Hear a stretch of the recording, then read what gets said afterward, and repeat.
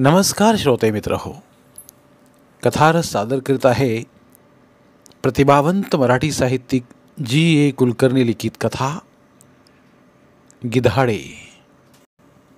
पाठीची अगदी कमान करून तेलाची मळकट बोटे उमटलेल्या पुस्तकात आकड्यांची चवड मांडत असलेल्या बापू काळुसकराच्या आयुष्यालाच आता कणा उरला नव्हता.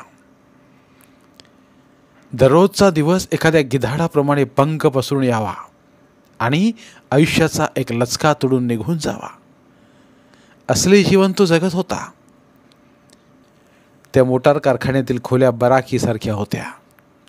तेलकट निळसर कपडे घातलेली माणसे भुयारात राहणाऱ्या माणसाप्रमाणे राबत हिंडत, त्यांच्या अंगाचे मूळ अवयवच असल्याप्रमाणे त्यांच्या हातात नेहमी हातोडे स्पॅनर्स असत व काही वेळा ते ठिणग्यांच्या धारा उडवत. पेट्रोल डिझेलचा कुंद वास सगळीकडे किचट बुरशीसारखा चिकटून राहिला होता. कुठेही पाऊल टाकले तर ते टायरला अथवा अवजड लोखंडी सामानावर टच दिशी ठेचाळत असे. बापूच्या खुर्चीवर बोटे फिरवली तर नखात तेलकट मातीची काळी रेखा उठे व तो जायला निघेपर्यंत कपड्यावर 2-4 तरी तेलाचे डाग पडत. त्याला पुष्कळदा वाटे, हा साला पेट्रोलचा वास कोणत्या 1134 आकड्याला चिकटून आला कुणास ठाऊक. आला आणि जन्माचा चिकटून बसला. सगळीकडे चालू असलेला कुत्सित खडखडाट ऐकून तर डोक्याचे खवले उडत असल्याप्रमाणे त्याला वाटे. पण ते अगदी प्रथम. त्यावेळी तो खुर्चीत इतका वाकून बसत नसे. खुर्चीवरचा तेलाचा ओला डाग दिसला तर त्यावरच पचक दिशी बसत नसे. कुबड्यांचा आवाज आला म्हणून त्याने मान वर करून पाहिले. मारुती खटक खटक करत त्याच्याकडे येत होता. बापूने वर पाहताच तो थांबला. कुबड्यांवर खांदे सैलावून त्याने बापूला सलाम केला व तो पुढे आला. साहेब बोलावतायत तुम्हाला, तो म्हणाला. मारुतीकडे पाहिले की बापूला चापात एक पाय अडकलेल्या उंदराची आठवण होत असे. कुठल्या तरी चक्रावरचा पट्टा काढताना त्यात सापडून तो फरफटला होता म्हणून फक्त दया दाखवावी म्हणून मालकाने त्याला किरकोळ कामासाठी ठेवून घेतलं होतं. काल दुपारी कारखाना लोटला नाही हे मालकाला समजलंय, तो म्हणाला. तुम्ही जरा सांगून बघा माझ्यासाठी. ते ऐकून बापूला उगाचच बरे वाटले. अधिकाराच्या त्या एवढ्याशा कड्याने त्याचा आवाज ताट झाला. तुम्हा लोकांना काम करायला नको आहेत खाऊ आणि म्हणे तुम्ही सांगा. काय सांगू तिथं की मीच उद्यापासून कारखाना झाडतो म्हणून, तो म्हणाला. तसं नाही साहेब, मारुती शरमून म्हणाला. असं मळब आलं की पाय ठणकतो, हाडं अगदी फुटतात. मी तरी काय करू. आज सगळं लकलकीत करून जातो की नाही बघा. बरं आहे, बघू. जाता जाता बापू ऐटीने म्हणाला. मालकाच्या स्वच्छ पडदा पंखे असलेल्या खोलीत शिरताना पुन्हा तो विस्विशीत झाला व त्याच्या तोंडावरचे नम्र हसणे चेहऱ्यावर मावेना. तो पाठ वाकवून उभा राहिला. मालकाने आपल्या छोट्या मुलाला टेबलावर ठेवले होते व ते त्याच्याशी खेळत होते. मान वर न करता ते म्हणाले. काय हो, त्या मारुतीनं कुठंच झाडलोट केली नाही काल. माजलाय तो फार. हो तर माझं देखील ऐकत नाही, उलट उत्तर देतो. फार उर्मट, बापू म्हणाला. त्याला काहीतरी दंड केल्याखेरीज वळणीवर यायचा नाही तो साहेब. मालक लगेच काही बोलले नाहीत. त्यांनी मुलाच्या हातून पेन काढून घेतले. दंड कशाला, नुसतं सांगून पहा, जुना नोकर आहे तो, ते म्हणाले. हो तर पैशानं मारलं तर पोटाला लागतंय, तसा तो काही कामचुकार नाही, बापू उल्हासाने म्हणाला. पण त्याला चांगला दम द्या एकदा, नुसतं खुर्चीवर बसून चालायचं नाही. बापूला एकदम डागल्यासारखे झाले व चाबकाने झुडपून काढावे असा त्याला मारुतीचा संताप आला. त्या मुलाने आता शाई उचलली व खेळता खेळता ती पच्च दिशी बापूच्या अंगावर उडवली. त्याच्या बुश शर्टावर 2 मोठे डाग पडले व चेहऱ्यावर थेंब उडाले. दात घट्ट आवळून त्याने चेहरा पुसला. सुधीर, मार मिळेल हं. काय हे भिंतीवर घाणेरडे डाग? त्याला टेबलावरून उचलून खुर्चीवर ठेवत मालक म्हणाले, चालायचं साहेब, मुलंच आहे. बापूने आपले हसणे पुन्हा चेहऱ्यावर मांडले व तो बाहेर पडला. बाहेर पडताच आणखी 2-4 थेंबांबरोबर हसणे पुसून टाकले. हरामखोर, तुझी भिंत घाण होते आणि माझा चेहरा म्हणजे तुझा पायपूसच की. त्याला वाटले 20,000 रुपये खर्च करून स्वित्झर्लंडमधून दुरुस्त करून आणलेल्या मालकाच्या मणक्यावर जाड बूट घालून नाचावे. वाटेतच त्याला मारुती भेटला. तो खेकसून म्हणाला, या खेपेला कातडं वाचवलंय तुझं मी, पण पुन्हा काही झालं तर तू जा कुठल्या तरी विहिरीत, माझ्याकडे येऊ नकोस. मारुतीने मान खाली घातली व कुबड्यात लोंबत तो निघून गेला. बापू पुन्हा टेबलापाशी बसला, पण साठलेली शिसारी एकदम उसळून आल्याप्रमाणे तो थांबला. कारखाना बंद व्हायला अद्याप 1 तास होता, परंतु त्याने फटदिशी लेझर बंद केलं. कारण आपले डोके साऱ्या कारखान्या एवढे मोठे झाले व हा खडखडाट सगळा आपल्याच डोक्यात होत आहे असे त्याला वाटू लागले होते. कसल्या आयुष्यावर आपण पैसे लावले आणि हाती लागले काय? ज्या गावात जन्मलो वाढलो ते 200-250 मैल दूर राहिले. 200-250 नव्हे तर चांगले 1134 मैल दूर राहिले. नव्हे, कायमचेच बंद झाले. पेट्रोलचा वास असलेला काळ्या शर्टातला ड्रायव्हर तो रस्ता बंद करून उभा आहे. यशोदेमुळे इथं आलो. जवळजवळ गिधाडाप्रमाणे तिच्या आयुष्यावर चरत जगतो आहे झालं. यशोदेची आठवण होताच बापूच्या मनातील सूक्ष्म मत्सर जागा झाला. आता ती शाळेत काय करत असेल? तिला शाळेतून यायला इतका उशीर का होतो? आणि शाळेला जाताना इतकी काळजी कशाला घ्यायला हवी? पावडरीचा हात अगदी फिरवलाच पाहिजे. या विचारांनी बापू फार अस्वस्थ झाला. त्याचे स्वतःच्या मळक्या खाकी कपड्यांकडे लक्ष गेले. अद्यापही थोडे ओलसर असले शाईचे डाग त्याला दिसले. हे डाग, तेलाचा वास आपल्या वाट्याला आला आणि पावडरचा वास शुभ्र पातळ तिच्या. तो म्युन्सिपाल्टीत असताना ती मळक्या चादरीसारखे पातळ नेसत असे, पण यायच्या वेळी ती सोफ्यावर वाट पाहत असे. का? कशी बदलून गेली ती? आता ती घरी परत येते तेच मुळी 7 वाजता. कधी बोलली तर बोलली, नाहीतर मधल्या ठिकाणी चटईवर आडवी होते. बूट घालून मरीन ड्रायव्हर टकटक हिंडून मिळवले काय तर शाईचे डाग, वंगनाचा चिकट मलिनपणा, देशमुखांची तोंडावर थुंकी. बापूच्या मनातील शरम एकदम जागी झाली.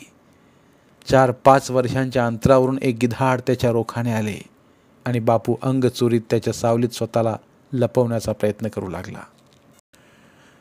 म्युन्सिपाल्टीत तो एका काउंटरमागे 4 वर्ष बसत होता. त्या खोलीला कागदाचा कुबट वास होता.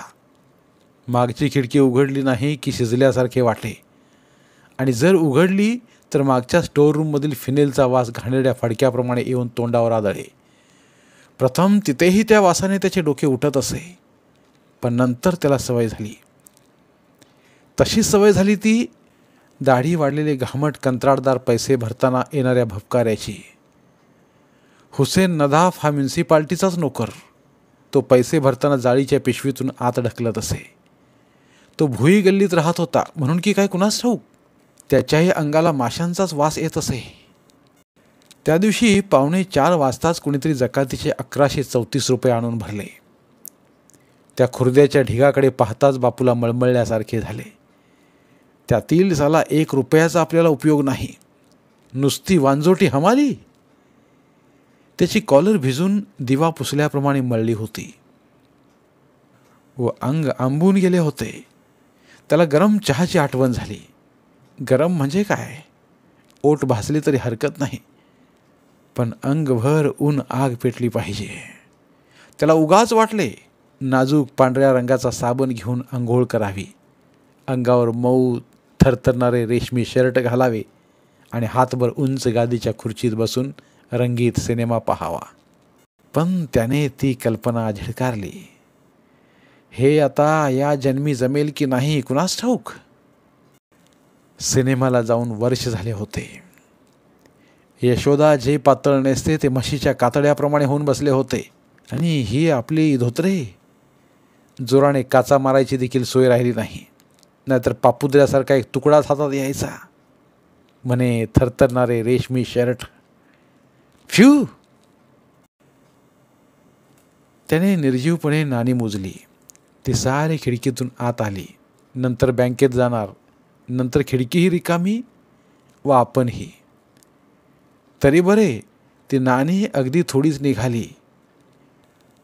उद्या आणली असती रक्कम तर काही बिघडलं असतं, बापूने चिडून विचारलं. समोरचा माणूस कुणीतरी ड्रायव्हर असावा. त्याचे शर्ट गिधाडी पंखाच्या रंगाचे होते व त्याला पेट्रोलचा वास येत होता. अजून 4 वाजले नाहीत, तो किंचित उर्मटपणे म्हणाला. आमचं काय, आम्ही नोकर माणसं. मालकानं सांगितलं जा म्हणून आलो.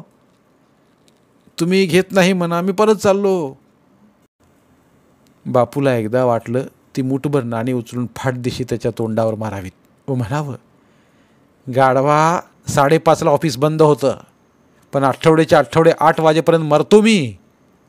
15 मिनटं एक दिवस सुट्टी दिलीस तर काय तुझा बाप उलतेल की काय. पण ड्रायव्हरचे म्हणणे बरोबर होते. 4 वाजेपर्यंत पैसे भरता येत होते. त्याने आदळ आपट करत पावती दिली व पैसे डिपॉझिटमध्ये ठेवण्यासाठी तो देशमुखांकडे गेला. हे पहा काळूसकर, ही बिलं बँकेत द्यायची आहेत. देशमुख भळबळीत हसून म्हणाले. तेव्हा पैसेही घेऊन जा. भरणा होतात का पहा, नाहीतर उद्या सकाळी येताना भरून या. मला आज जरा लवकर जायचं आहे. तेव्हा मी डिपॉझिट हिशोब आधीच बंद केला आहे 3:30ला. बापूला त्या ड्रायव्हरची नंतर अनेकदा आठवण येत असे. दर खेपेला त्याला वाटे, आता पुन्हा जर तो दिसला समोर तर आपल्या हातून त्याचा खूनच होईल. कोणी सांगितलं होतं त्याला नेमक्या त्यावेळी यायला, येऊन गळ्याभोवती फास टाकायला. वाटेत चहा डोसायला, विड्या फुंकायला जरी तो थांबला असता तरी आजचे काम उद्यावर गेले असते. आणि ते देशमुख, प्रत्येक नाणे स्वीकारताना त्याच्या आईबापाचे रीतसर धार्मिक पद्धतीने लग्न झाले होते की नाही हे तपासून पाहणारा हा पिकून फुटल्या चेहऱ्याचा माणूस, त्या दिवशीच अगदी ऐसपैस हसला आणि 1134 रुपये दुसऱ्या दिवशी भरा म्हणाला. त्या साऱ्यांचा आपल्या विरुद्ध एक कटच होता. तो ड्रायव्हर 15 मिनिटे आधी आला. देशमुखांनी फक्त अर्धा तासच आधी डिपॉझिटचा हिशोब बंद केला. आपण केव्हा अगदी ठेचाळून पडतो हे पाहत ही नशिबाची गिधाडे कशी टपून बसली होती. बापू बँकेत आला व त्याने सारी बिले त्याच्याचसारख्या कॉलर मळून गेलेल्या दमलेल्या कारकुनापुढे आदळली. पण पैसे मात्र त्याला स्वतःजवळच ठेवावे लागले, कारण तोपर्यंत तेथील वेळ संपली होती. त्याने नोटा खिशात घातल्या व बसची वाट पाहत तो स्टेशनसमोरच्या स्टॉपवर उभा राहिला. त्याचे अंग निर्जीव झाले होते व वाऱ्यावरील काट्याप्रमाणे डोक्यात एक टोकदार वेदना बोचत हिंडत होती. खांबाशेजारी उभा असता तो मळकट खांबच झाला होता. स्टेशनसमोर निळ्या जांभळ्या रंगाच्या किरणाप्रमाणे सर्रकन मोटारी येत. पाकळ्या ओतल्याप्रमाणे रंगीत झग्यांच्या मुली, हातावर स्वेटर टाकलेल्या स्वच्छ पातळांतील स्त्रिया खाली उतरत व चटचट आत जात. दररोज कुठे जातात हे इतके लोक? पुण्या मुंबईला की दिल्लीला, काश्मीरला? आणि तेथे काय करतात ते? लोकांची गर्दी वाढू लागली, कारण गाडीची वेळ झाली होती. बापूचे मन उगाचच ताणू लागले. आपण जेथे चाललो आहोत त्या अंधाऱ्या घरात आपण झुरळासारखे बसलो असता हे सारे लोक मुंबईला समुद्राकाठी भटकतील, काश्मीरला बागा बोटीत फिरतील. समोर मोटारीतून एक कोरीव उंच टाचांच्या सँडल्सवर आपला रेखीव डौल सांभाळणारी तरुणी उतरली. मखमली पाठीखालचा गोरा पट्टा दाखवत तिने पदर खांद्याच्या टोकावर ठेवला व ती बुकिंग ऑफिसकडे गेली. तिच्या अंगाला अत्यंत आकर्षक, उष्ण, उन्मादक वास असलाच पाहिजे असे बापूला वाटले. त्याला आपल्या ओल्या मळकट कॉलरीचा, बडभुंजी धोत्राचा विसर पडला. तो एकदम रांगेतून बाहेर पडला व तिच्या मागोमाग गेला. खरोखरच तिच्या मागे मन चाळवणारा, हावरे करणारा गंध येत होता. तिने मुंबईचे 2nd क्लासचे तिकीट घेतले. बापूनेही तसलेच तिकीट घेतले. बापूनेही तसलेच तिकीट घेतले आणि घाईघाईने आत येऊन कधी नाही ते गादीच्या बाकावर बसला. ती तरुणी खिडकीजवळच्या कोपऱ्यात सुखावून बसली होती. ताणून धरलेला रेशमी धागा सैलावावा त्याप्रमाणे तिच्या रेखीव आकारात आता विश्रांती आली होती. बापूला पाहून तिने कपाळाला आठी देखील घातली नाही. निर्विकारपणे तिने एक भडक बाईचे चित्र असलेले इंग्रजी मासिक उघडले व बापूला टिचकीने आपल्या दृष्टीवरून उडवून दिले. बापू वरच्या बर्थवर उशाला हात घेऊन पडला. डब्यात दिवे लागले व त्याला भुकेने वखवकल्यासारखे होऊ लागले. वाट पाहून यशोदा शैलू झोपल्या असतील. शैलूला आज पेपरमिंट आणखी एक बाहुली आणायची होती. त्याला ती आठवण बोचली, फार बोचली. पण झालं आता काय त्याचं, म्हणून त्याने ती बेडरपणे काढून टाकण्याचा प्रयत्न केला. भूक तर जास्तच त्रस्त करू लागली. खाली प्लॅटफॉर्मवर पुष्कळदा पुरी भाजी, भजी इत्यादी लांब ओढलेल्या अरोळ्या ऐकू येत होत्या. ते ऐकले की दर खेपेला त्याचे ओठ लालसर होत. पण त्या मिजाजखोर घोडीपुढे हातात तेलकट कागद घेऊन त्यातून भजी खात बसणे त्याला कमीपणाचे वाटू लागले. नंतर हळूहळू त्या अरोळ्याही बंद झाल्या. त्या पिवळसर प्रकाशासारखीच उपाशी ग्लानी त्याच्या डोळ्यांवर चढली. बाकीच्यांकडे नुसती दृष्टी टाकून जाणाऱ्या चेकरने त्याला दोनदा मुद्दाम डिवचून उठवले. त्याचे तिकीट उलते पालते करून तपासून पाहिले आणि अस्वस्थ अंग हलवत बापूने सारी रात्र डोळ्यांच्या झापडीत मिटवून टाकली. पुण्याला उतरताच त्याने कशीबशी चूळ भरली आणि समोर दिसेल ते 8-12 आण्यांचे वचावचा खाऊन घेतले. तोपर्यंत ती तरुणी कुठे बेपत्ता झाली होती. त्याने तिला एक शिवी हासडली व आपल्या ओळखीचे चुकून येते कोणी नाही ना हे हेरत तो हळूच मुंबईच्या गाडीत जाऊन बसला. मुंबईस त्याचे मन पसरले. तेथे पहिला दिवस त्याने गिरगावात एका भटजी खानावळीत काढला. तिथे वाढपी मळकट सोवळी नेसून वाढत आणि जेवण तर इतके सपक होते की एका मिरचीने 5 पदार्थांचा संसार सांभाळूनही आपले कौमार्य अद्याप अक्षत ठेवले असे वाटावे. तिथेही त्याच्या वाट्याला जी खोली आली ती देखील कुबट, अंधारी. बापूला वाटले कुठेही गेले तरी हा वास काही सुटायचा नाही. म्युन्सिपाल्टीत जो कुबट वास त्याला येत होता तो त्या खोलीचा नव्हताच मुळी. तो होता आपल्या आयुष्याचा, नशिबाचाच वास. दुसऱ्या दिवशी त्याने 2 तयार लोकरी पॅन्ट्स, निळे बुश शर्ट आणि किमती बूट विकत घेतले. एक लहानशी सुटकेस घेऊन त्यात दाढीचे सामान, उंची सिगरेटचे डबे भरले. त्याने एका दुकानात 16.5 रुपयांची अँड्रोमिडा अत्तराची बाटली घेतली व त्यातील थोडे तिथेच दुकानात अंगाला चोपडले. नंतर तो टॅक्सीमधून मोठ्या आयटीने फोर्टमध्ये एका पंजाबी हॉटेलमध्ये राहायला आला. तिथे स्वतंत्र खोली होती. वर पंखा गिरगिरत होता आणि बटन दाबताच जणू त्या आवाजाची वाट पाहत 24 तास दाराड थांबल्याप्रमाणे कमरेभोवती लाल कापड गुंडाळा नोकर येत होता. बापूने रजिस्टरमध्ये P.S. देशपांडे अशी सही केली व तो मनातल्या मनात खूप हसला. P.S. देशपांडे शाळेत संस्कृतचे मास्तर होते. डोके तुळतुळीत करून ते उभे गंध लावत आणि कुणी पाहत नाही या समजुतीने शिकवताना हळूच तोंडात खडीसाखरेचा खडा टाकत. दररोज 18 रुपयांच्या मिजाशीत आयुष्य काढताना बापू खुल्ला. जणू सारा जन्म नोकरांच्या तळहातावर गेल्याप्रमाणे तो नोकरावर कुर्रेबाजपणे गुरकावू लागला. त्याला वाटलं साला बापू काळुसकर तोच. पण खिशातली कागदाच्या भेंडोळ्याने त्याला सौंदर्यदृष्टी आली.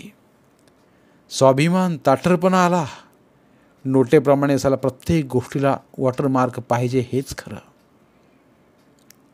हलवताच आत हलकेच हिम पडत आहे असे दाखवणारा एक मोठा पेपरवेट त्याने घेतला. लहानपणी आपल्या मामाच्या घरी तसला गोळा पाहिल्यापासून तसलाच पेपरवेट त्याला हवा होता. त्याने मोठमोठी लाल रसरशीत सफरचंदे घेतली व त्यात लहान मुलांच्या आवेशाने दात रोवले. टॅक्सी करून तो मैलच्या मैल भटकला. बूट टक टक वाजवत तो मरीन ड्राईव्ह हिंडला. धीट सुरमई डोळ्यांकडे तो न गोंधळता पाहू लागला. हातभरच काय 1.5 हात गादीच्या कोचावर बसून न समजणारे इंग्रजी चित्रपट पाहिले आणि रेसमध्ये पैसे घालून 15-20 मिनिटांचे बेबंद धुंद आयुष्य तुकड्या तुकड्यांनी विकत घेतले. एक दिवस घंटा वाजवली नसता नोकर उगाच आत आला व रेंगाळला. त्याने हसून डोळा मिचकावला. वांगटा बोटाचे वर्तुळ करून त्याने रसिकतेने खून दाखवली. सिंधी फर्स्ट क्लास क्लीन, तो म्हणाला व त्याने 5 बोटे दाखवली. बापूला अर्थ समजला, पण तो दचकला. 5 नोटा मोजून घेणारी ही सिंधी पोरगी फर्स्ट क्लास क्लीन कशी असेल बरे? त्या मखमली तरुणीच्या धगीसारख्या वासाची, गुलाबी टाचांची. पण त्याला एकदम यशोदेची आठवण झाली. तो उगाच चिडला व चिडूनच त्याने मान हलवली. नोकराने खांदे उडवले व तो निघून गेला. पण तो जात असता त्याच्या चेहऱ्यावरील पुसट उपहास पाहून बापू शरमला व त्याच्या रेशमी शर्टाची क्षणभर शानच केली. मनात कुठेतरी पेटलेली वासना होती. गोऱ्या मांसाच्या वळणाभोवती हावरी बोटे तापून फिरत होती, परंतु मळक्या पातळातील यशोदासारखी आड येत होती. बापूला वाटले, नव्हेच ते, तसे जन्माला यावे लागते. आपले आयुष्यच फिनेलच्या वासाचे. मोह पायाखाली चिरडून कठोरपणे पुढे गेलो असले शूर पण आनंदहीन समाधान नाही, आणि कलंदराप्रमाणे आल्या क्षणाच्या ओठाला ओठ लावण्याचे धैर्य नाही. आपण जन्मतोच मुळी अंग फोडलेल्या म्हाताऱ्या बैलाप्रमाणे. कागदावर शाईने आकडे पेरत जाणे हीच आपली लायकी झालं. पण ती फर्स्ट क्लास क्लीन कशी असेल बरे? पण भोवतालची सोनेरी धुंद विरत चालली असे त्याला वाटू लागले. सिगरेटच्या रिकाम्या पिवळ्या डब्यांचा ढीग पडला व जीभ कडवटून गेली. तो विमनस्कपणे एकदा स्टेशनवर एरझाऱ्या घालत होता. त्यावेळी समोरचा पिवळा पगडीवाला आपल्याकडे निरखून पाहत आहे असे त्याला वाटले. बापू जागच्या जागी वितळू लागला व तोंडात सिगरेट कोंबताना त्याचा हात थरथरू लागला. तो जर जवळ आला तर आपण कुठे पळावे हा विचार एकदम ठळक झाला. हजारो लोक आपल्याकडे पाहत आहेत असे वाटून त्याच्या अंगाला भोकं पडू लागली. तो चौकोनी चेहऱ्याची लोकल आली. तो जर आलाच तर तिच्या खाली उडी घेता येईल असाही उतावीळ विचार त्याच्या मनात आला व त्याने कोरडे ओठ ओले केले. पण तो पोलीसही इतरांप्रमाणे धावत एका डब्यात शिरला व लोकल निघून गेली. एकदम ताण संपल्याने बापू मटकन एका बाकावर बसला, पण त्याचे जीवनच हादरून गेले. तो धडपडत खोलीकडे परत आला व सारा दिवस कुठे बाहेर पडला नाही. दुसऱ्या दिवशी थोडासा अंधार झाल्यावर तो एका थिएटरपाशी उभा होता. तोच कोणीतरी त्याच्या पाठीवर थाप मारली. बापू उंदरासारखा उडाला. काय रे, केव्हा आलास? खाकी पॅन्ट घातलेल्या माणसाने विचारले व त्याने बापूचा हात आपल्या हातात धरला. त्याचा हात खरबरीत खवल्यांचा गिधाडाच्या पायासारखा होता. मी आलो 4-5 दिवसांपूर्वी, बापू म्हणाला. मग त्याच्या ध्यानात आलं की हा माणूस आपल्या बिलकुल ओळखीचा नाही. पण तुम्ही कोण? त्या माणसाच्या लिबलिबीत चेहऱ्यावरचे हसणे पेल्यात घातलेल्या जेलीप्रमाणे स्थिर झाले. म्हणजे भाल्या, ओळखलं नाहीस मला? त्या माणसाने आश्चर्याने विचारले. आता बापू संतापला. आपला नवा बूट त्याच्या नाकावर ठेवून ते चिरडावे असे त्याला वाटले. भाल्या म्हणे. भाल्या गेला खड्ड्यात. माझं नाव बापू PS देशपांडे, तो म्हणाला. तो माणूस आकसल्यासारखा झाला. माफ करा हं, मला वाटलं भाल्याच. डिट्टो भाल्यासारखे दिसता, तो म्हणाला व घाईत नाहीसा झाला. बापू त्याच्याकडे क्षणभर पाहतच राहिला. आता सगळीच माणसे आपल्या पाळतीवर आहेत असे वाटून त्याच्यात शिकारीतील प्राण्याचा सावधपणा व आंधळी भीती निर्माण झाली. इतर सगळी माणसे एका बाजूला व आपण दुसऱ्या बाजूला. संधी मिळताच प्रत्येकजण पंख पसरून आपल्यावर झेप घेत आहे अशी त्याची खात्री झाली. पोस्टरवरील झुंड मिशांचा मद्रासी खलनायक 6 इंची डोळ्यांनी पाहत छद्मीपणाने हसून म्हणत होता, PS देशपांडे काय, छान छान. बापू भेदळून परत आला कुणी हुडूत केलं तर उडावे लागणारे आयुष्य त्याला पुरे झाले. त्याने सुटकेस बाहेर उडली व सगळ्या जिन्सा तिच्यात कोंबून त्याने खिशात हात घातला आणि थंड भीतीची रेषा सावकाश त्याच्या अंगभर पसरली. त्याचे पाकीट नाहीसे झाले होते. त्या रंगीत पेपरवेट हातात घेऊन रागाने कॉटवर आदळला. डिट्टो भाल्या काय, हरामखोर! सुटकेसमध्ये त्याने एका कागदी पाकिटात 10 नोटा ठेवल्या होत्या. त्या त्याने बाहेर काढल्या व टेबलावर ठेवून त्याने त्यांच्याकडे अविश्वासाने पाहिले तर शेवटी वाट्याला आले काय, तर या नोटा, मळकट झालेली कॉलर, सिगरेटचे उरलेले अर्धे टिन, लचका काढण्यासाठी गिधाडाने पाठीवर मारलेली नखे. बस, त्याला एकदम घरची आठवण झाली व तो स्वतःला विसरला. कापडी पट्टे सैल असलेली कॉट, सतत ओल असलेले स्वयंपाकघर, लाल मळके पातळ नेसलेली यशोदा आणि अशक्त पाय हलवत तिच्या मागे मागे हिंडणारी शैलू. अदृश्य दुरणे बांधून कुणी त्याला तिकडे ओढत असल्याप्रमाणे तो एकदम फार उतावीळ झाला. त्याने बिल मागवले. नोकराच्या हातात कसली 5ची की 10ची नोट कोंबली व जखमी जनावर मरायला आपल्या बिळाकडे यावे त्याप्रमाणे तो घरी परतला. गाडी स्टेशनमध्ये आली त्यावेळी रात्री 11 वाजून गेले होते. प्लॅटफॉर्मवर पाय ठेवताच बापू शर्मेने बधीर झाला. त्याने सुटकेस तशीच ठेवली व खाली मान घालून रिकाम्या हाताने तो उतरला. बूट पॅन्ट घालून घरात जाण्याचे त्याला धैर्य होईना. पण त्याला इतर कपडेच नव्हते. तिकीट पांढऱ्या कपड्यांच्या हातात ढकलून तो बाहेर निसटला. रस्ते जवळजवळ निर्जन होते, पण तो मधल्याच आड रस्त्याने झपझप निघाला. घराजवळ येताच त्याचे पाय कापू लागले. तो हळूहळू जिना चढून केळकर चाळीत वर आला व मागच्या बाजूने जाऊन त्याने पत्र्याच्या दारावर आवाज केला. कोण आहे? त्याने आतून आलेला यशोदेचा आवाज ऐकला व त्याचे मनच फाटले. काही न बोलता तो भिंतीला डोके टिकून राहिला. सिगारेटने कडवटलेली जीभच जड झाली व त्याने आवेगाने दरवाजावर मूठ आपटली. यशोदेने दरवाजा किंचित उघडला व त्याला पाहताच ती मागे झाली. बापू खालच्या मानेने आत आला आणि एकदम डोके गच्च धरून कॉटवर बसला. यशोदेने आत स्वयंपाकघरात जाऊन दिवा लावला. एका ताटात भाकरी व लोणच्याची फोड घातली व एका वाटीत कळकट काळ्या रंगाचे ताक ठेवले. भात करू का असे तिने विचारले नाही की चहासाठी तिने स्टोव्हही पेटवला नाही. बापू तसाच बसून होता.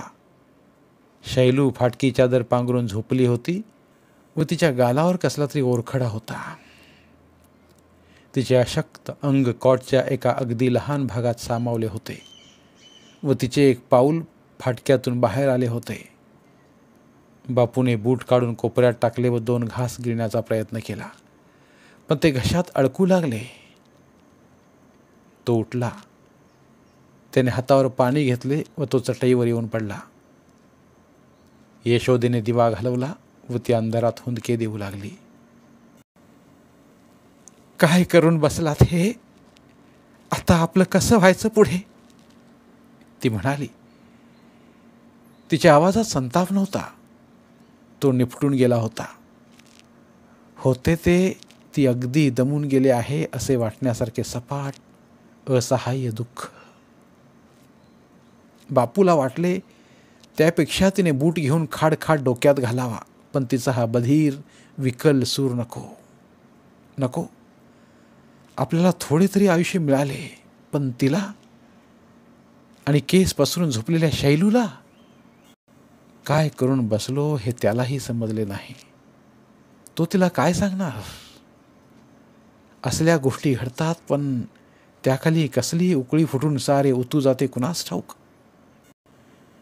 लहानपणी श्राद्धासाठी बाजार करायला पैसे देऊन बापूला त्याच्या वडिलांनी दुकानाकडे पाठवले होते, परंतु तो परत आला ते तैलचित्र काढण्याचे साहित्य घेऊन. रंगांच्या ट्यूबा आणि ब्रश पाहून तो एकदम उकळून निघाला होता. वडिलांनी त्याला वेताने फोडले, त्याचेही त्याला विशेष वाटले नाही. नंतर 4-6 दिवस वचावचा रंग थापून 4-5 सारवल्यासारखी चित्रे त्याने काढली.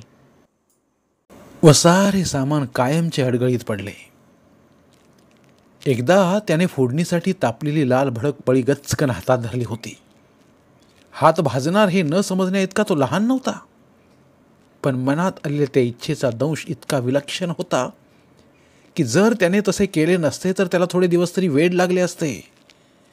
हे कोण का घडवते सारे? आता त्याला आईच्या ऑपरेशनसाठी पैसे हवे होते. भावाचा जामीन भरावायचा होता. असल्या दुबळ्या कारणांचे समाधानही नव्हते. असल्या कारणासाठी काही केले तर लोक 5 पायांच्या वासराकडे पाहावे त्याप्रमाणे पाहतात.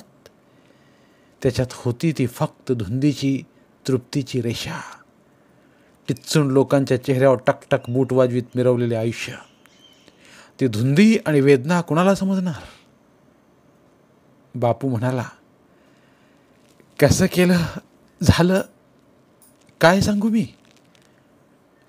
त्याला रात्रभर झोप आली नाही. अजून अंधार आहे म्हणता तो उठला. त्याने मळके शर्ट व धोतर अंगावर घातले व यशोदेच्या हाती आता उरलेले सारे पैसे ठेवले. आता लगेच तू आपल्या भावाकडे जा. मी आलो सापडलो म्हणता शेजारी तुला फाडून खातील, तो जड आवाजात म्हणाला. आता काय करायचं ठरवलंय त्यांनी? 8 दिवस मी घराबाहेर पडले नाही. यशोदा म्हणाली, माझं जाऊ दे, मी माझं मन मारलं. काल त्या पोरींनी शैलूचा झगा फाडला आणि तिच्या गालावर ओरबाडलं. पण तू जा 10च्या गाडीनं, मी जातो बाहेर. नको, शैलीला उठवू नको. तो एकदम कर्कशपणे म्हणाला. आपण का चाललो हे तिला समजणार नाही आणि पोलीस येण्याची वाट पाहत जर येथे थांबलोच तर संपले. आजूबाजूचे लोक गिधाडाप्रमाणे पाहत असता आणि पोलिसांच्या बरोबर खालच्या मानाने गेलो हे शैलूने पाहिले तर नंतर ते तिला सारखे आठवेल, छळेल. शर्मेने तिला आयुष्यभर भाजल्यासारखे होईल. नको, तिला झोपू दे, तो पुन्हा म्हणाला. बापूला शिक्षा झाली. नियमाविरुद्ध त्याच्याकडे पैसे दिले म्हणून खात्याने देशमुखांना सारे पैसे भरायला सांगितले. देशमुख एक दिवस भेटायला म्हणून आले. खिदळणाऱ्या 4 चौघांसमोर बापूच्या तोंडावर पचदिशी थुंकले. एकही शब्द न बोलता निघून गेले. बापू परत आला तो मेहुण्याच्या घरी. 3-4 दिवस कुणी त्याच्याशी बोलले नाही. सगळ्यांच्या जेवणानंतर यशोदा त्याला वाढत असे. सगळ्यांच्या नंतर चहा. एका संतापाने बापूने कब्बशी तशीच आपटून फोडून टाकली. शैलूने केस सावरत तुकडे भरून टाकले. ती थोडीशी उंच झाल्यासारखी वाटे व थोडी दुरावलेली. यशोदेला कुठल्या तरी शाळेत शिवणबाईची नोकरी मिळाली होती व ती करपली होती. नानू एक दिवस बापूला म्हणाला, खटावकरांच्या मोटार कारखान्यात कसलीशी नोकरी आहे. 40-50 मिळतील. तुम्ही हॉस्पिटलमध्ये होता म्हणून सांगितलंय मी. त्यांना माहीत आहे की काय कुणास ठाऊक, पण त्यांनी विशेष प्रश्न विचारले नाहीत हे खरं. बापूनं काही न बोलता मान हलवली. नानू मग एकदम चिडून म्हणाला, हे मी ताईसाठी करतोय. आता तिथं तरी गुण उधळू नका. आम्हाला इथं जन्म काढायचा आहे. बापू पाठ वाकडी करून कारखान्यात आला. जुन्या कागदांचा फिनेलचा वास गेला. डिझेल पेट्रोलचा वास त्या ड्रायव्हरने आयुष्यात आणला. तो कायमचा चिकटून राहिला. कारखान्यात तो 4 मळकी लेझरे घेऊन बसे. कामगार आले की खून करे. बाहेर मोटारचे हॉर्न वाजले की पळत पेट्रोल पंपाकडे जाई. रेल्वे रसीदा घेऊन अवजड लाकडी पेट्या बैलगाडीतून आणे आणि कारखान्याची वेळ संपत आली की डोक्यात बोट घालून मूठभर केस हातात पकडून भ्रमिष्ठाप्रमाणे घंटा वाजवण्यासाठी जीव टांगून बसे. आणि ती घंटा होताच त्याने वह्या कपाटात आदळल्या व कुलूप लावून तो बाहेर पडला. मारुती आला होता. त्याने कुबड्या भिंतीला टेकवून ठेवल्या व चिरलेल्या रेडकाप्रमाणे जमिनीवर सरकतच तो केर काढू लागला. गेटजवळ सायकलींना जेवणाचे रिकामे डबे अडकवून 3-4 कामगार उभे होते व ते मोहज्जनची वाट पाहत होते. मोहज्जनने भसाभसा केसातून फणी फिरवली व विजारीवर पुसून खिशात घातली. त्याने विडी पेटवली व ती दातांत धरली. बापूला मोहज्जनला चुकवायचे होते, पण आता तो अडकलाच. तो जवळ आला व हसला. हां, काय, कुठं आहेत पैसे? मोहज्जने भुया वर चढवत विचारलं. त्याची मळकट नखे खूप वाढली होती व ती गिधाडाच्या नखांप्रमाणे पुढे वाकली होती. बापू निर्लज्जपणे हसला. अरे, असं काय पळून जातो की काय 5-7 रुपयांसाठी? घे या पहिल्या तारखेला. साली मोटार अंगावरून गेली आणि मी मेलो ठार, तर हा मड्याकडे पैसे मागतोय. बापू हसतच म्हणाला. बाकीचेही हसले. ते निर्ढावलेले होते. असं व्हायचंच बापूराव, पेरल्याशिवाय उगवत नाही. पैसा असा फिरवावा लागतो भिंगरीसारखा. बिरजे छुटकी वाजवत म्हणाला. पण मामा, सगळा व्यवहार नगद नारायण असावा, नाहीतर त्या भानगडीत पडू नये. बाकीच्या वेळी बापू मोहज्जनबरोबर एक शब्द बोलला नसता, पण त्याला खुश करणे जरूर होते. बरं मिर्झा साहेब, आज काय जरूर आहे कानगोष्ट? काल म्हणे कोंबडी पावली झकास.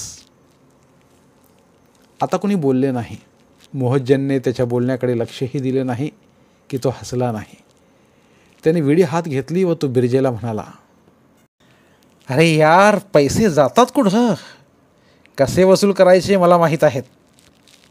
त्याने आपल्या पायातील जाड मळकट बूट बापूच्या दिशेने दाखवला व ते सगळे पंख पसरून निघालेल्या गिधाडाप्रमाणे निघून गेले.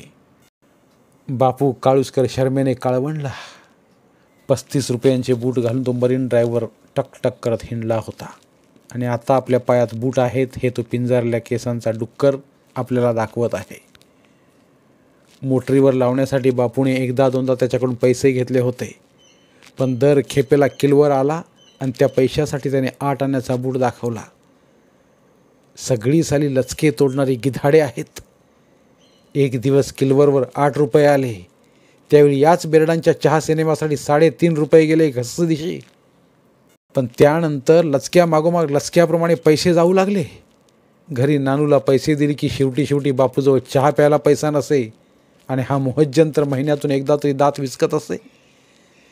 सगळे हरामखोर, कत्तलखान्यावर घेरट्या घालणारी घाणेरडी गिधाडे. बापूला रात्री 8 वाजायला आले की अनावर ओढ वाटत असे. आकडा फुटणार म्हणताच त्याचा जीव कासावीस होऊ लागे. त्यावेळी त्याला सगळीकडे आकडेच्या आकडेच दिसत व तो गुदळल्याप्रमाणे भोवती भिरभिरणाऱ्या आकड्याला पकडण्याची धडपड करत असे. सरावाने सारी चित्रे त्याच्या मनात उठून गेली होती. त्यातील परवलीचा शब्द ऐकला की त्याची ईर्ष्या जागी होत असे. एकदम अपार द्रव्य दोन्ही हाताने आपण गोळा करीत आहोत या चित्राने तो स्वतःला अगदी विसरून जात असे. अंगठा म्हणजे 1, कोंबडी 2, किलवर 3, मोटर 4, पांडू 5, टांगा घोडे म्हणजे 6चा आकडा, डबल घोडा म्हणजे 8. त्यामानाने 7.5 आणि नवटाक हे शब्द फारच उघड होते. यल्ली म्हणून 0. कासार चौकात विजापूरकडल्या 8-10 महाराणी घेऊन यल्ली मोठ्या जोरात धंदा करीत असते. ती ठेंगणी व लट्ट असून अगदी गोळाबंद होती व तिने हिरवे लुगडे नेसले की हिरव्या पंपरासारखी वाटे. आणि 9 वाजता हवा तो आकडा आला नाही की बापू यशोदा शैलूशी न बोलता चिपाडासारखा पडे. भसा भसा 2 विड्या ओढे आणि उद्याच्या आकड्याची उपाशी स्वप्न बघे. बापू घरी आला त्यावेळी नानू सोप्यावरच चहा घेत बसला होता. यशोदेला यायला अद्याप अवकाश होता. त्याने शाईचे डाग पडलेले बुश शर्ट बाजूला टाकले. तोंडावर पचपच पाणी मारून घेऊन त्याने तोंड अर्धवट पुसले व तो खिडकीपाशी उभा राहिला. ओलसर तोंडावर वारा आल्याने त्याला एकदम ताजे वाटले. बाहेर समोरच्या अंगणात 4-5 मुली रंगीत चेंडू एकमेकींकडे फेकून खेळत होत्या व तिथून थोडे दूर राहून शैलू खेळ पाहत होती. तो लाल रंगाचा चेंडू कुणीही पकडला तरी ती टाळ्या वाजून उभ्याच उड्या मारीत होती. तिच्या झग्याची बटणे तुटली होती आणि तो खांद्यावर ठेवायला तिला तो वरचे वर ओढावा लागे. एकदा चेंडू तिच्याकडे आला. तिने तो उचलून परत फेकण्यासाठी हात उंचावला. तो एक मुलगी आली. तिने चेंडू हुसकावून घेतला व शैलूला उगाचच मागे ढकलले. शैलूने झगा खांद्यावर ओढला व पहिल्या खेपेला टाळी न वाजवता गप्प उभी राहिली. पण नंतर ती सारे विसरली व पुन्हा टाळ्या वाजवत उड्या मारू लागली. बापू संतापला आणि कळवळला. देशमुख पुन्हा एकदा थुंकल्याप्रमाणे त्याला वाटले. त्याने शैलूला हाक मारली व तिच्या तोंडावरून हात फिरवला. तो यशोदेवरही संतापला. साऱ्या गावाला शिवणकाम शिकवणारी ही बाई तिच्या शैलूच्या झग्याला बटणे लावायला वेळ मिळत नाही. त्याने कपाटात कडाकडा धुंडाळून सुई दोरा काढला व आपल्या बुश शर्टाचे एक बटन तोडून घेतले. मी तुला छान बटन लावून देतो हं. तिचे केस मागे सारत तो म्हणाला. तू मला झगा काढून दे, मग घालू काय तोपर्यंत मी नुसती चड्डी घालून बसू. शैलूने म्हटले. बापूने तिच्या अंगावर आपले बुश शर्ट घालताच ती एकदम हसली. ती त्यात एकदम बुडून गेली. बापूने ओबडधोबडपणे बटन लावले व झगा तिला देताना त्याने हळूच तिच्या पोटाला हात लावला. तेव्हा झगा टाकून अशक्त हाताने अंग बांधून शैलू हळूहळू हसली. डुर्मी ग बाई ढमाबाई, बापू म्हणाला व त्याने तिला एकदम जवळ घेतले. ती अगदी एवढीशी कानवल्या एवढी ती त्याच्या छातीला अगदी चिकटून राहिली आणि हातात चिमणी धरल्याप्रमाणे तिच्या उराची धडपड त्याच्या अंगाला जाणवली. त्याला एकाएकी फार अपराधी वाटले. आपण हिलाच आयुष्यात फार मोठी शिक्षा दिली हे त्यांना जाणवलं. आणखी 18-20 वर्षांनी कसे असेल सैलू? स्वतःच्या घरी सुखी की अशक्त? निराश अंगात मन कणाकणाने झिजत इतरांच्या आयुष्याकडे दुरूनच पाहत. त्यावेळी तिच्या मनात आपल्याविषयी काय वाटत राहील? आज मी तुला येताना चॉकलेट आणतो हं, तो हळूच तिच्या कानात म्हणाला. आणखी एक बाहुली, शैलू म्हणाली. कुणी काही आणले तरी शैलूला त्याबरोबर एक बाहुली हवी असे. बापूने मान हलवली व तिला बाहेर पिटाळले. त्याला आता बाहेर पडायचे होते व यशोदा परताला अद्याप अर्धा पाऊण तास होता. आली तरी 5 मिनिटे बोलत बसेल असेही नाही. कशी बदलून गेली ती इतकी? तिने आपणाला किती पैसे मिळतात, किती काम करावे लागते याविषयी काहीही सांगितले नव्हते, की त्याच्या कारखान्यातील कामाविषयी कसली चौकशी केली नव्हती. बापूला कितीतरी दिवस दुसरीकडे स्वतंत्र राहायचे होते. इथला तुरुंगवास त्याला पुष्कळदा असह्य वाटू लागला होता. परंतु यशोदेने नंतर पाहू केव्हा तरी असे एकदा जे सांगितले त्यानंतर तिने तो विषय काढला नाही. तिच्यात एकदम असा फरक कसा पडला? त्याने पुन्हा पुन्हा शोधाशोध केली. त्याने यशोदेची पेटी तपासली. 15 दिवसांपूर्वी तिच्यात बापूला शैलूचा एक जुना वाळा मिळाला होता. तो त्याने शंकरू सोनाला हळूच 4 रुपयांना विकला होता. त्या दिवशी किलवर अगदी मजबूत होता. बापूने 4ही रुपये त्यावर लावले होते. पण त्या दिवशी निघाला नवा टाक आणि बापूने साप मार खाल्ला. घरी आल्यावर जेवत नाही म्हणून सांगून तो अंथरुणावर पडला. त्याला यशोदेची फार भीती वाटत होती. आत्तापर्यंत पैसे गेलेले तिच्या ध्यानात आले होते की काय कुणास ठाऊक, पण एक जिन्नस गेलेला ती पाहणार याची त्याला खात्री होती. परंतु काम आटोपून ती आली. धुतलेले पातळ तिने घडी करून पेटीत ठेवले, परंतु ती काहीच बोलली नाही. आत जाऊन ती डोके दोन्ही हातात धरून काहीतरी वाचत बसली होती. त्याला प्रथम घसा जाणारा गरम चहा हवा होता. नंतर एखादी बर्कले सिगरेट. फुकटात मिळाली तर ठीकच, नाही तर गेला साला अर्धा आणा.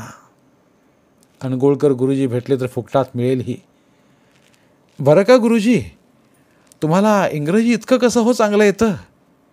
कुणाला वाटावं की तुम्ही इंग्रजीचे BAs आहात, असे त्यांना म्हटलं की ते हसून नाकातून धूर सोडत आणि 4 चौकटीतील चित्रातील विनोदाचे बारकावे सांगत. सिगरेट पाकिट पुढे करत. त्यांची आठवण येताच बापूला हसूच आले. वास्तविक ते नोकरी संपवून बसलेले प्राथमिक मास्तर होते आणि वाङ्मय हा शब्द वाचताना ते अजूनही वागम असा वाचत. ते कंपाऊंडला कंपाऊंडर म्हणत व कोटाचे कापड कोटिंग त्याप्रमाणे पॅन्टचे कापड पॅन्टिंग म्हणत. पण इंग्रजी शब्द वापरण्याची हौस फार चेकट. ते संध्याकाळी पुंडलिकजीच्या हॉटेलमध्ये असत. बापू तर तिकडेच चालला होता. पुंडलिकजी गल्ल्यावर होते. त्यांच्या मागे 2-4 खुर्च्या होत्या. त्या खास सलगीमधल्या लोकांसाठी होत्या. चहा घेताना मालकाशी राजकारण बोलणाऱ्या लोकांसाठी. काय मालक म्हणत बापू त्या बाजूला वळला. खुर्चीवर बसता त्याला पातळ भाजीचा उग्र मसालेदार वास आला व त्याने चहा पातळ भाजी मागवली. पुंडलिकजींची पातळ भाजी गावभर प्रसिद्ध होती. तिचा एक चमचा जिभेवर ठेवला की ब्रह्मांड लाल भडक होत असे. बापूने एक एक चमचा रस तोंडात खपवला व समाधानाने विचारले, काय मालक, काय सल्ला आहे आज? पुंडलिकजींची मान गिधाडाप्रमाणे लांब आणि तुळतुळीत होती. त्यामुळे मानेत हालचाल सुरू झाल्यानंतर बऱ्याच वेळाने त्यांचा उंच जाड वितळल्यासारखा चेहरा वळत असे. त्यांच्या चेहऱ्यावर नेहमी 365 दिवसांचे सुतक असे आणि एक आण्याची शेव बांधून देतानाही ते अशा रडक्या चेहऱ्याने देत असे की घेणाऱ्याला वाटावे शेव गेली खड्ड्यात. त्यांच्या गळ्यात गळा घालून रडावे आणि विचारावे, काय हो झालं होतं तुमच्या बायकोला? पण पुंडलिकजी फलज्योतिषावर व्याख्याने देत, नव्या वकिलांकडे दलाली करत आणि गावात तमाशा आला की विंगमध्ये खुर्ची टाकून बसत. मी काय सांगणार, मी धंदेवाला, तुम्हीच पाहून घ्या बुवा. त्यांनी श्वास सोडत 4 चित्रांच्या कात्रणाचा एक इंग्रजी चुटका त्यांच्या पुढे टाकला.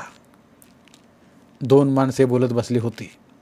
एक हातवारे करत म्हणतो, आज सकाळी माझ्या मुलानं माझं फाउंटन पेनच गिळून टाकलं. दुसरा आश्चर्याने म्हणतो, खरं की काय? मग तू काय केलंस? पहिला निश्वास सोडून म्हणतो, अरे करणार काय, शेजाऱ्याचंच पेन आणून मग शब्द कोडं भरलं, झालं. बापू काळजीपूर्वक चित्रे तपासू लागला. जिभेवर पातळ भाजीची धारदार चव रेंगाळत होती. तिच्यात मूठभर शेव घातले तर काय बहार होईल असा विचार करत बापू शेजारच्या शेव परातीकडे आधाशीपणे पाहत होता. इतक्यात पुंडलिकजी अरे राम्या म्हणत उठले आणि आतल्या खोलीत गेले. ती संधी साधून बापूने बचकभर शेव उचलले, पण तोच कोणीतरी आलेसे वाटून त्याने झटकन हात मागे घेतला. तो कपाटाच्या कडेवर आदळून शेव भळभळ खाली पडले व बापूने एक शिवी हासडली. त्याने चित्राकडे पुन्हा निरखून पाहिले. त्यात भिंतीवरील कॅलेंडरवर 6 आकडा टळटळीत होता. पुंडलिकची बाहेर येताच बापूने जाणतेपणाने मान हलवली. मालक, मला तर टांगा घोडा बरा दिसतो, तो म्हणाला. पण टेबलावरच्या घड्याळात किती वाजलेत बघा. पुंडलिकची मान हलवत म्हणाले. चित्रातील घड्याळात 5 वाजले होते. बापू गोंधळात पडला. म्हणजे आता पांडू की टांगा घोडा? चहा घेऊन झाला तरी अनगोळकर गुरुजी आले नाहीत. बापूने पैसे काउंटरवर टाकले व स्वतः एक सिगारेट घेतली. टांगा घोडा की पांडू हा गोंधळ हळूहळू वाढू लागला. तोच, हे सांगणे माझ्या जीवावर येते पण त्याला इलाज नाही, अशा स्वरात पुंडलिकजी म्हणाले. बोलणाऱ्या माणसाने किती बोटं वर केली आहेत तेही पहा. त्या माणसाने 2 बोटे वर केली होती. अरे साल, ते तर माझ्या ध्यानातच आलं नाही. बापूला वाटले म्हणजे कोंबडा, अगदी मजबूत, कमरेचे धोतर लावावे इतक्या विश्वासाने. पण टांगा घोडाही काही वाईट नव्हता. जसजसा त्याचा गोंधळ वाढू लागला तसतसा बापू उतावीळ होऊ लागला. एकदा त्याने झटदिशी 8 आणे काढून काउंटरवर फेकले. मालक, असू दे आमच्या टांग्या घोड्यावर, तो ऐटीने म्हणाला. पण एखाद्या झुळाकडे पाहावे त्याप्रमाणे पुंडलिकजींनी त्या नाण्यांकडे पाहिले. बापूराव, 4-8 आण्यांचा चिल्लर व्यवहार बंद यापुढे. आज एक दिवस राहू देत, पुंडलिकजी म्हणाले. अहो, पैसा यात ओतावा लागतो तर घबाड साधतं एखाद्या वेळी. असं कुठं नाकातले केस फेंदरून लक्ष्मी वस होते होय? बापू चिडला व पुंडलिकजींची लांब मान जर हातात आली तर तिला एक छानशी गाठ मारता येईल असे त्याला वाटून गेले. पण तो काही बोलण्याच्या आधीच 2-3 माणसे आत आली. पुंडलिकजींनी स्वतः त्यांना दरवाजा उघडून आत घेतले व ते बापूला म्हणाले. बापूराव, तुम्ही जरा बाहेरच्या बाजूला बसता. ती विनंती नसून सूचना होती. बापू सरपडत बाहेर आला. वाटेत कप बशा गोळा करता असलेल्या वीतभर मळकट पोरला त्याने जोरात गुडघा मारला व तो एका कोपऱ्यात येऊन बसला. तिथून दरवाजा दिसत होता, पण तो बाजूच्या छोट्या खिडकीतून रस्त्याकडे पाहू लागला. तिथून रस्त्यावरून जाणाऱ्या येणाऱ्यांचे फक्त पाय दिसत होते. नाल मारलेल्या वाहनांचे पाय, बुटांचे धुळीने भरलेले मोकळे खेडवळ पाय. एक पाय केळीच्या सालावरून घसरला. कोणीतरी मागून सायकल ढकलून पुढच्या 2 पायांच्या सायकल स्टँड केला. पण टांगा घोड्यापेक्षा कोंबडीवरच 8 आणे टाकले असते तर बरं झाले असते. टांगा घोड्याने अद्याप कधीच हात दिला नाही. बापूला काय करावे हे समजेना. आणखी 4 आणे लावता आले असते, पण आता ते कोंबडीवर की पांडूवर. त्याने समोर पाहिले. एका टेबलावर 3 माणसे होती. त्यांचे खाणे झाले होते व ती जाण्यासाठी उठली होती. बापूने चुटकी वाजवली व स्वतःशीच ठरवले, जर त्या दाढीवाल्याने बिल दिले तर बस, आज आपला आकडा पांडू. ते जणू ऐकल्याप्रमाणे काउंटरकडे न पाहता दाढीवाला बाहेर पडला व पायरीजवळ राहून मिशा पुसू लागला आणि बिल गांधी टोपी घातल्या उंदराप्रमाणे दिसणारे शेवटच्या माणसाने दिले. बापूने दाढीवाल्याला लाखोली वाहिली व तो दरवाजातून रस्त्याकडे विमनस्कपणे पाहू लागला. समोरून एक मोटर येत होती. त्याने नंबराकडे पाहिले. 1134 म्हणतात डागल्याप्रमाणे तो चमकला. त्या योगायोगाने तो भेदरला. आता काय होणार त्या आकड्याने? एकदा येऊन त्याने आयुष्य उधळून लावले, पण लगेच बापूला वाटले, हो, म्हणूनच तो आकडा भरपाई करायला आला नसेल कशावरून. 1134 बेरीज 9 येते. शिवाय मोटारी मागून येणाऱ्या टांग्याच्या नंबरचा पहिला आकडा 9च आहे. तो पुन्हा पुंडलिकजींकडे गेला व त्याने 8 आणे टाकले. 9 टाक, तो म्हणाला. त्या माणसाकडून 5च्या नोटा घेत पुंडलिकजींनी ते नाणे गल्ल्यात सरकवले. अजून 7ला 15 मिनिटे होती. बापूचे मन जास्तच ताणल्यासारखे झाले. 7ला आकडे गल्ला बंद होत असे. टांगा घोड्यावर लावण्यापेक्षा आपण डबल घोड्यावरच लावायला पाहिजे होते, कारण चित्रात कोपऱ्यातील शेल्फवर बरोबर 8, एक कमी नाही जास्त नाही, बरोबर 8 पुस्तके आहेत. त्याने टेबलावर निराशेने हात आपटला. ही साधी गोष्ट आपल्या टाळक्यात शिरली नाही. कॅलेंडरची तारीख 6 आणि वर उचलली बोटे मिळून सरळ डबल घोडा. तोच अनगोळकर गुरुजी धावत आले. त्यांना पाहताच बापू टुंदिशी उतावीळपणे उठला व त्यांच्या शेजारी येऊन उभा राहिला. त्यांनी घाईघाईने 3 रुपये किलवरवर लावले. बापूचे सारे मन एकदम रिते झाले. गुरुजींना खास कसला तरी सुगावा असल्यासारखीच इतक्या उशिरा येऊन पैसे लावणार नाहीत. आपण अगदी मूर्खासारखे वागलो असे त्याला वाटू लागले. करंडा आपण उगाच परत ठेवला अशी त्याला टोचणी लागली. एकदम साला पैसा फिरवावा, मग त्यात 10 करंडे येतील व मग आकडा बंद अगदी कायम. पण आज तो करंडा उचलायला हवा होता हे खरं. गुरुजी, मला 1 रुपया द्यावस ना, बापू वजीजीने म्हणाला. पण त्याचे लक्ष घड्याळाकडे होते. दर मिनिटाला त्याचा जीव तुटत होता. आजचा आकडा बापा शपथ किलवरच. 1134 बेरीज 9 म्हणजे 3 गुणिले 3 खात्रीने किलवरच. अहो, 1 तारखेला देईन की, तो चिडून म्हणाला. पण गुरुजींना जाण्याची फार घाई. तिथून त्यांना रहमानकडेही टिकली लावायची होती. छट, मलाच पै नाही विष खायला, तुम्हाला कुठला आणू रुपया, ते तुसडेपणाने म्हणाले व निघून गेले. बापूचा हात हावरेपणाने करंड्याभोवती फिरू लागला. पण आता घरी जाऊन शंकरूकडे जायला वेळ नव्हता. काटा वात झाल्याप्रमाणे सरकत होता. अहो मालक, तो पुंडलिकजींना सांगू लागला, इथं उधारी नाही. त्याच्याकडे न पाहता गिधाडी मान लबलबत पुंडलिकजी म्हणाले. त्याने त्यांचे संभाषण ऐकले होते. केसात पोटे नांगरत बापू दारातल्या टेबलावरच बसला. अस्वस्थतेने त्याचे सारे अंग धडपडत होते. आजच नेमका किलवर येणार या विचाराने तो अगदी बेचैन झाला. पण आतल्या खोलीतून तोंड पुसत बाहेर येत असलेल्या मारुतीला पाहून त्याचा प्रथम विश्वास बसला नाही. पण नंतर त्याचा चेहरा उजळला. अरे मारुती, तुझ्याकडे 8 आणे आहेत? बापू सलगीने म्हणाले. उद्या परवा देईन मी, माझे पैसे घरी राहिले.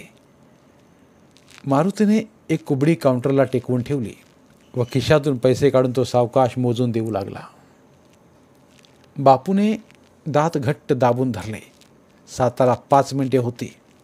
त्याने मारुतीच्या हातातून पैसे जवळजवळ हिसकावून घेतले व तो मारुती जाण्याची वाट पाहू लागला. मारुतीने सावकाश कुबडी घेतली व त्याला सलाम करून हळूहळू पायऱ्या उतरू लागला. त्याचा सावकाशपणा पाहून त्याच्या खाकी चड्डीवर लात मारून त्याला पिटाळावे असे बापूला अधीरपणे वाटू लागले. तो वळून गेल्यावर बापूने खुर्दा पुंडलिकजींकडे पुढे ठेवला व 3 बोटे हलवली. 7 वाजले त्यावेळी त्याचे मन सैल पडले. डोळ्यांवरची धुंदी उतरली व जाग आल्याप्रमाणे वाटले. आता त्याला पुंडलिकजींचा चेहरा पोत्यासारखा वाटला आणि त्याने आपल्याला उधार नाही म्हटले ही गोष्ट त्याला बोचली. धुणे लोटणे फारसे नसलेल्या हॉटेलांना असतो तसला वास त्याच्या नाकात शिरला व टेबलाच्या तेलकटपणामुळे हात चिकट झाले. त्याने हात खिशात घालून पुसले. खिशात आता पै नव्हती. त्याला शैलूची आठवण झाली. तिला पुरीने ढकललेले. तिचा बिनबटनांचा झगा एखाद्या कोंभाप्रमाणे आपल्याला चिकटलेली. आता घरी गेल्यावर तिला काय सांगायचे. तो शर्मेने बधीर झाला. उद्या उद्या उद्या तोपर्यंत एकदाही चॉकलेट न खाता ती मोठी होऊन जाईल. आता दुकान बंद झाले म्हणून सांगण्याचे त्याने ठरवले. पण त्यालाच फार मलिन वाटले व तो पुन्हा कोपऱ्यातील खुर्चीवर टेबल पुसण्याच्या कपड्याप्रमाणे बसला. मग त्याच्या ध्यानात आले समोरच्या कोपऱ्यात बसला उंच अशक्त माणूस शेवीची एक एक काडी चगळत आपल्याकडे अगदी रोखून पाहत आहे. तो किती वेळ पाहत होता कुणास ठाऊक. बापू एकदम सावध झाला. तो भेदरून विचार करू लागला. कोण हा? माझ्याकडे सारखे का पाहत आहे? त्याने मला कुठे म्युन्सिपाल्टीत पाहिले होते की आपल्या शेजारी कधी कोणी पाहुणा आला होता की हा देशमुखाचा माणूस आहे? बापूला काहीच कळेना. त्याने त्याच्या नजरेला नजर भिडवण्याचे टाळले. तो अद्यापही एकटक बापूकडे पाहत होता. आपण पैसे लावलेले त्याने पाहिले असेल तर पाहिले असेल. येथे येणारी सगळीच माणसे पैसे लावतात. अस्वस्थपणे बापूने इकडे तिकडे पाहिले. रस्त्यावर नजर टाकली पण तो माणूस वेड्या डोळ्यांनी सारखा पाहत आहे हे त्याला जाणवत होते. त्याच्यातील भीती हळूहळू वर येऊ लागली. नंतर तो एकदम असहाय्यपणे संतापला. ठीक आहे, त्याला 1134 रुपयांची हकीकत माहीत आहे. होय, मी तुरुंगात जाऊन आलो आहे. प्रत्येकाची मी किंमत दिली आहे. आता तुझ्या बापाची मला भीती नाही. पण या उसन्या आवेशाने त्याचे समाधान होईना. त्याला पिसाळल्यासारखे होऊ लागले व आतल्या आत काही तुटणार की काय असे वाटू लागले. तो एकदम उठला व त्या माणसासमोर उभा राहिला. त्याने दोन्ही हात कडेवर ठेवले व एक एक शब्द तोडून समोर ठेवल्याप्रमाणे तो म्हणाला, काय हो, काय सारखं पाहताय? मला ओळखता वाटतं? होय, मी दूर कर्नाटकामधला आहे. मी एका म्युन्सिपाल्टीत काम करत होतो. तो उंच अशक्त माणूस एकदम आकसल्यासारखा झाला. गळ्याचे हात लुटूक लुटूक हलवत तो पाणी पिऊ लागला आणि लात मारल्याप्रमाणे उठून एक आणा काउंटरपर्यंत देऊन निघून गेला. बापू त्याच्याकडे पाहतच राहिला. बरी जिरवली उंटाची. मॅडच आहे. तुमची आणि पाटलाची ओळख आहे? पुंडलिकजींनी विचारले. कोण पाटील? हा माणूस? छट, मी तर त्याला प्रथमच पाहतो आहे. मॅडच दिसतो. सारखा म्हशीसारखा पाहत होता. आता पुन्हा जर भेटला तर हाडच सैल करीन, बापू म्हणाला. तो माणूस गेल्यावर सारे अंग सैल पडून त्याला एकदम हलके वाटू लागले होते. परंतु त्याच्या नजरेने ओरखडे मात्र अद्याप जागे होते. त्याच्या वर खाली होणाऱ्या बरगड्यांखाली अजून भीती तळाशी बसली होती. आहे मॅडच. तुमच्या जागेवर आधी देसाई होता ना, त्याच्या आधी हा होता कारकून, पुंडलिकजी म्हणाले. तुमच्याच जागी म्हणा ना, कारण देसाई महिनाभर होता. त्याने एकदा पेटीतून 60 रुपये मारले आणि त्याचं काय केलं माहिती आहे? खाणं पिणं नाही, बाई आकडा नाही, मालकांच्या सारखा सुरेख रेनकोट त्याने विकत घेतला व तो अंगात घालून पावसात उगाच भटकला 2-4 दिवस. मालकानं लात मारून हाकलून घातलं. नशीब त्याचं, त्याला तुरुंग दाखविला नाही. आता काय करतो देव जाणे. पण अजूनही कधीतरी मालकाकडे जातो, वरडतो. पण बापूचे लक्ष त्यांच्या बोलण्यावरून उडाले होते. 60 रुपये घेऊन पळाला, रेनकोट घालून भटकला. पाटलाच्या अस्तित्वामुळे त्याला एकदम जिवंत वाटू लागले व त्याच्या आयुष्याला रेखीव आकार आला. टांगा, घोडा, किल्वर, शैलू यांची सारी चित्रे त्यावरून पुसली व त्याला सोडलेल्या बाणाची दिशा मिळाली. त्याने शीर वाजवली. त्यावेळी त्याचे तोंड गिधाडाच्या चोचीसारखे झाले व त्याच्यात काहीतरी मोठे काळे अशुभ पंख पसरून जागे झाले. तो झपझप पायऱ्या उतरून खाली आला. एका माणसाला धक्का देऊन तो गर्दीत शिरला व पाटलाच्या उंच डूग आलेल्या आकृतीला दृष्टीत ठेवून तो गिधाडाच्या झेपीप्रमाणे त्याच्याकडे जाऊ लागला. तो पाटलाला भेटून कुत्सित प्रश्न विचारणार होता. त्याच्या आयुष्यात आपले प्रतिबिंब पाहत आयुष्य समजावणार होता. त्याच्यात नखे चोच रुतवून यापुढे तो त्याच्यावरच जगणार होता. धन्यवाद. पुन्हा भेटूया एका नवीन कथेसह.